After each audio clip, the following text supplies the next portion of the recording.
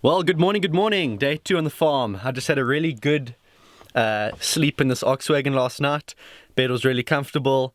Aside from a few mice running around outside the Oxwagon, making some scratchy noises, it was really a relaxing way to find some rest. But today we've got a lot of shooting ahead of us and we're really looking forward to it.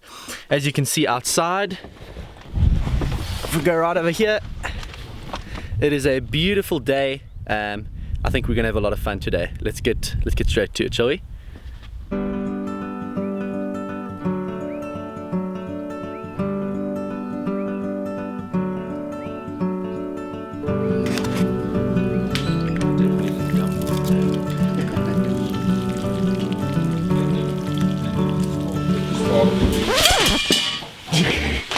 Please tell me you got that on camera. Yeah. I got such a fright. All I want to say is, don't be fooled by people like Jamie Oliver and Gordon Ramsay. Men don't always do well in the kitchen. Everyone says men are really good cooks. That's not always the case, as we are proving today.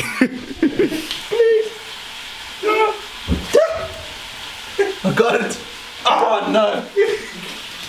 Well, we're just making some coffee here before we head off. We're all ready to go. And we came in here this morning just to kind of get everything we need for the day. And lo and behold, we found bread all over the floor, crumbs everywhere, and droppings everywhere. But the telltale sign of what came in here and messed up the camp was these tiny little fingerprints in our butter. And it turns out the monkeys somehow found their way in here and just started ransacking everything.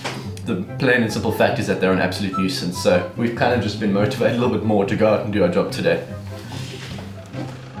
Now, before we begin with the shooting, there are a few things that I absolutely need to clear up. Number one, it is completely legal to shoot vervet monkeys in South Africa. In fact, because of their numbers, there are almost no restrictions whatsoever. The 2016 Hunting Proclamation states that within the Eastern Cape, vervet monkeys can be hunted all year round with no bag limit and can be shot with calibers smaller than 5.6 millimeters. The second thing you need to know is that vervet monkey control is not only legal but also completely necessary. The animal rights activists will try to tell you otherwise, but even some of the most respected conservation websites will tell you very clearly that vervet monkeys are classified as agricultural pests and can cause huge damage if not kept under control. They're known to ravage crops, raid settlements, and decimate bird populations by eating their eggs. And really, there's not a single farmer in this country that wants these monkeys around. Okay, now that that's cleared up, let's get on with the hunting. The plan today is very, very simple. To drive along the farm roads and shoot any vervet monkeys that we see. We have the 260 Remington to do the job, but if the monkeys present any close shots from 50 meters or less, we'll be using the FX Impact to take clean head and neck shots. It's not long before we spot a monkey perched above one of the dams, and Luke makes no mistake shooting from the car. Got him. Do it.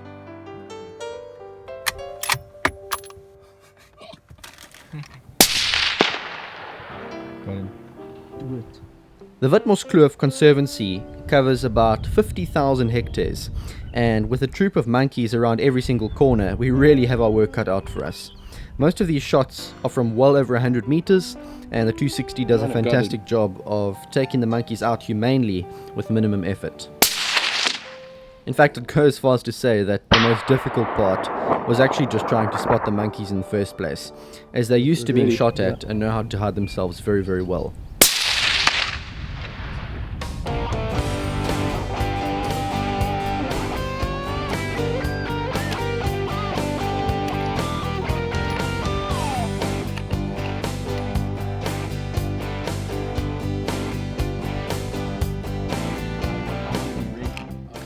Our next point of call is the farmhouse, which just happens to lie right next to the grazing lands.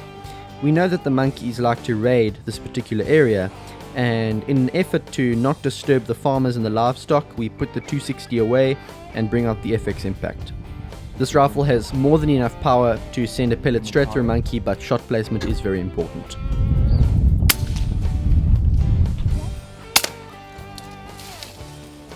I decided to fit the scope cam for the next few shots so that you can see what I see through the scope.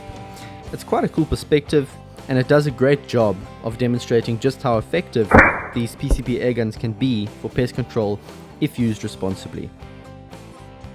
And here's the last monkey of the day.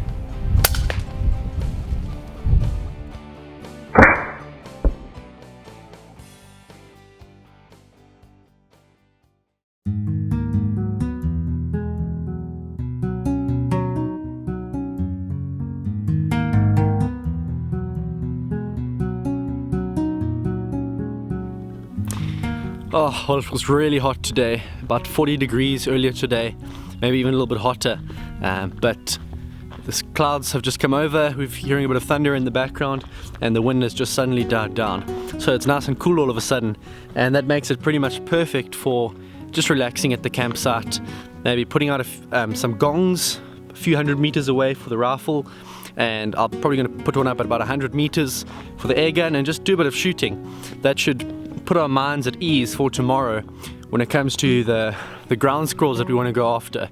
Knowing that the rifles are zeroed correctly and that we've validated all our drop data at this altitude is going to really help, and I'm really looking forward to it. So let's set out the gongs, let's get the guns loaded up, and let's do some shooting.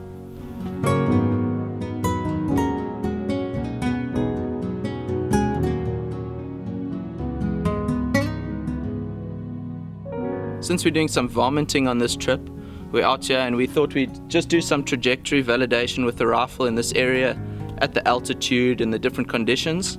So we've got the rifle out here, we're just doing some testing at 670 meters, so we'll see how it goes. For those of you that are interested, this is my baby. It's a Ticker T3 Super Varmint, chambered in 260 Remington. I've got a Nightforce NXS 5.5 to 22 by 56 on, and a Sustac suppressor, which is made here in South Africa. It's very effective, and it brings the recoil to almost nothing. It makes it very comfortable to shoot, not to mention the fact that you don't need any hearing protection whatsoever. Alright, so the first thing we do before we get started on the shooting is plug in our conditions into the ballistic calculator, which in this case is Strelok Pro. We put in the barometric pressure, temperature, distance, wind speed. It's not much now, but it does make a difference over these distances. And we've got the weather flow wind meter on top to measure that. And that gives us our firing solution, which we then use and we validate that. And don't just take it for granted that it's correct.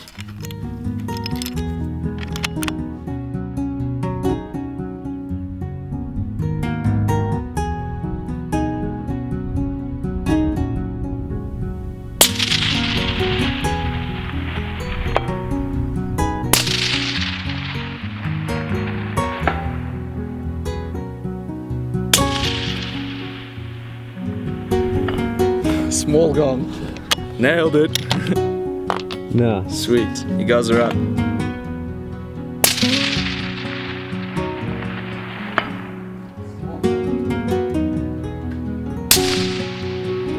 There you go.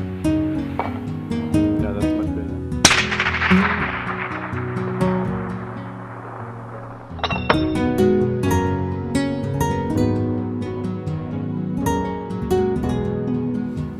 Well, there you go.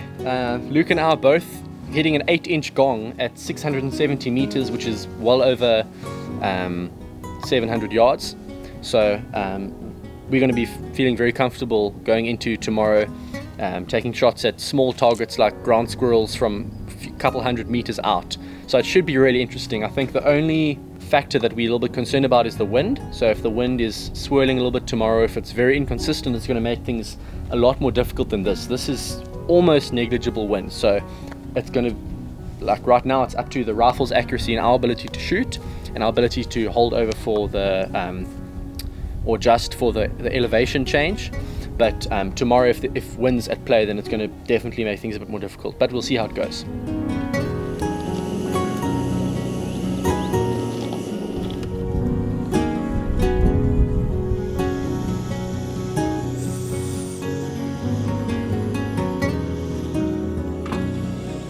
And as day 2 comes to a close, we're going to finish things off the same way as yesterday, with coffee and meat on the fire. Tomorrow we're going to be heading off after the ground squirrels with the 260 Remington and the FX Impact. I have a feeling it's going to be a really good day, weather dependent. If we can get a day with no wind, then we should be in for a really good time. Thanks for watching, and I'll see you in the next one. What are you doing, Luke? Pulling the thorns out of my slops. There are hundreds of them. And they go straight through your slops. There's a massive scratch on your leg, hey? Oh. I don't know what that's from. That's what you get for wearing shorts and slip-slops in the bush. But I don't think there could be any other way with this heat. It's that, yeah. That or dive heat. So, I'd rather get scratched.